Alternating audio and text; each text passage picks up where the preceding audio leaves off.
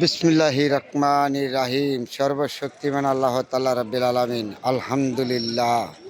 আজকে পবিত্র শুক্রবারের দিন, জুম্মার দিন। আমার পিছনে দেখেন, এটা হলো আল্লাহর ঘর এবং মসজিদ। আমাদের মমিন মুসলমানদের জন্য এখানে বৈশা আল্লাহকে ডাকলে পাওয়া যায়, মন নরম হয়, সত্যকে সৎ পথে চলা যায়, খারাপ পথে থেকে দূরে থাকা যায়। এটা হলো আমাদের পিছনে যেটা, এটা হলো মসজিদ ঘর। আল্লাহ পাক রব্বুল আলামিন আমাদেরকে বলেছে, আল্লাহ আদম তোমাদেরকে সৃষ্টি করেছি আমি তোমাদের দুনিয়ার থেকে ধ্বংস করব। এমন কিছু করতে যাবা না আদম হইয়া যেত তুমি দুনিয়ার থেকে পাপের বোঝা মাথায় নিয়া পরকালে তোমার হিসাব দিতে হবে।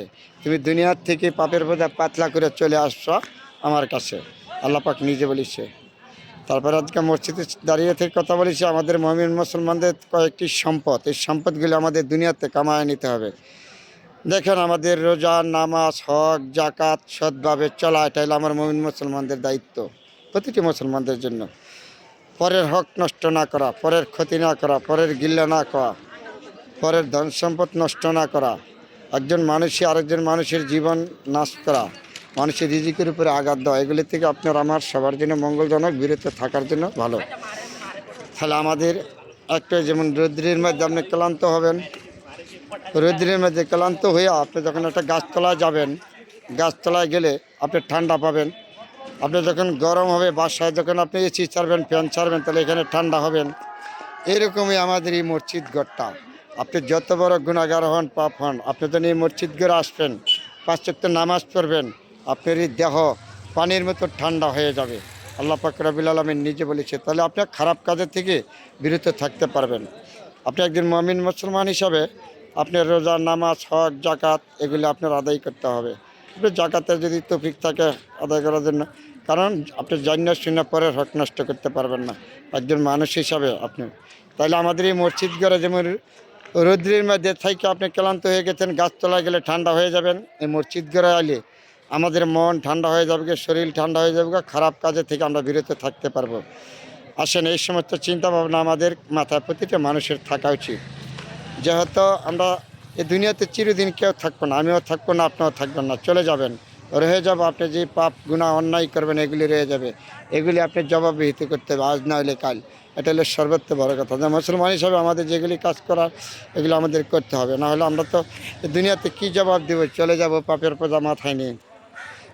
আমরা মমিন মুসলমান একজন একজনের দেখেন, আমরা পিছনে যে গুণাগুলি করেছি অর্থাৎ সেইটা বলে শেষ করা যাবে না। কথায় গুনাহ করেছি, চলতে গুনাহ করেছি, গুনাহ ছাড়া আমাদের কিছু নয়।